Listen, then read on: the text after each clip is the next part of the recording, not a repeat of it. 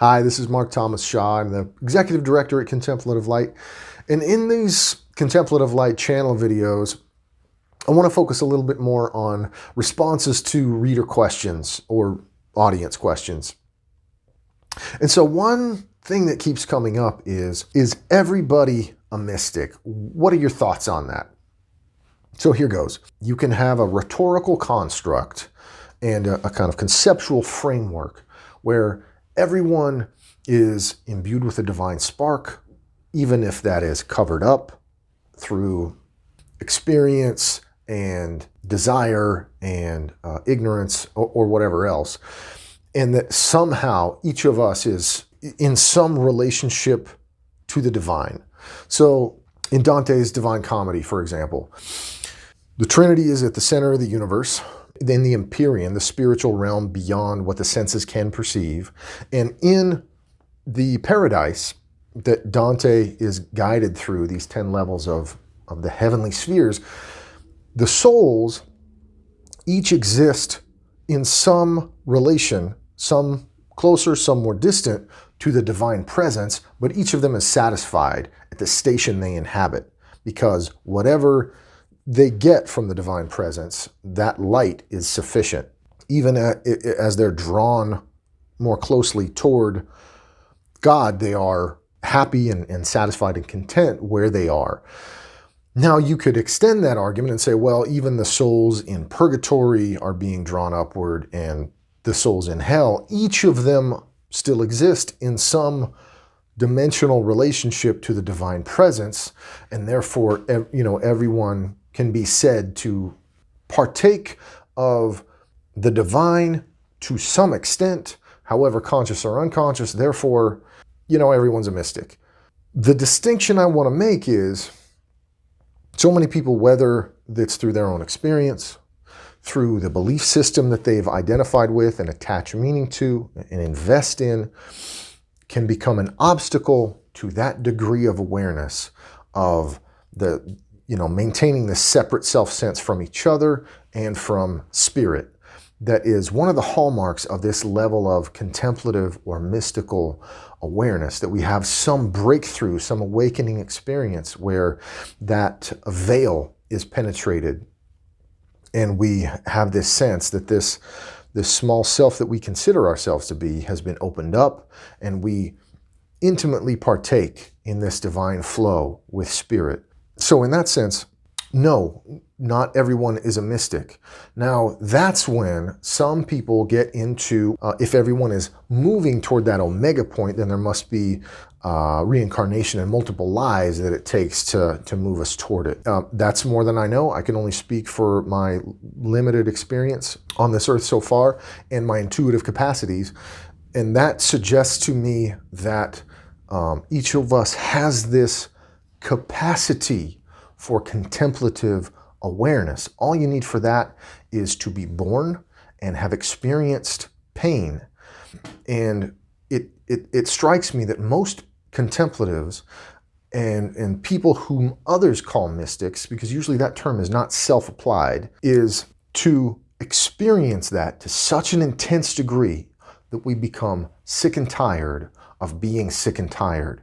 And we break through some experience from externally or some diligent practice we've engaged in that enables this loosening of the boundaries of the self, that some breakthrough becomes possible where that sense of self is dissolved and we have this radical inflow of peace, equanimity, balance, perspective, awareness, new insights, creative outburst. The ground of our being has shifted. There's a shift in our focus of the intentions of our desires. All of that can be quite sudden, or we can have laid the groundwork for it for years.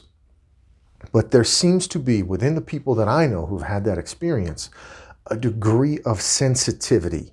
There's a cliche kind of in 12-step where you're alcoholic, you're sexaholic, the person who finds their way to a 12-step program, they can have insight and perspective and depth and resonance, and be sort of sensitive, perceptive people, and oftentimes outsiders will be like, huh, you know, he seems like such an intelligent person. How could he end up in that path? Or she seemed so with it. How could they kind of devolve into this moral abyss? But the point is, it's precisely people who are sensitive in a broad spectrum of ways, internally sensitive and aware of others, their opinions about them, how they come across, how the ego is perceived, how effective or ineffective the work of the ego tends to be. And when that is frustrated, then the addiction manifests. The medicine has to be acquired, whatever that is, on a short-term, temporary basis to cover up the wound or pain that develops. And so addiction is usually pain management that gets out of control. And it's precisely the sort of more sensitive type that ends up drawn to contemplative silence. In the Christian tradition, Richard Rohr is a figure who is an extrovert and a one, and it is super rare on the Enneagram for a black and white, light and dark, clear moral boundary one who has a rigid vision of the way the world ought to be, and an extrovert to find their way toward a contemplative path of silence and egoic release of our projects and the things we want to accomplish in the world. So there is no one pattern of who ends up there, but a lot of people will describe experiences of synchronicity, alignment, present moment awareness, and have different stories of how that space and sense was facilitated.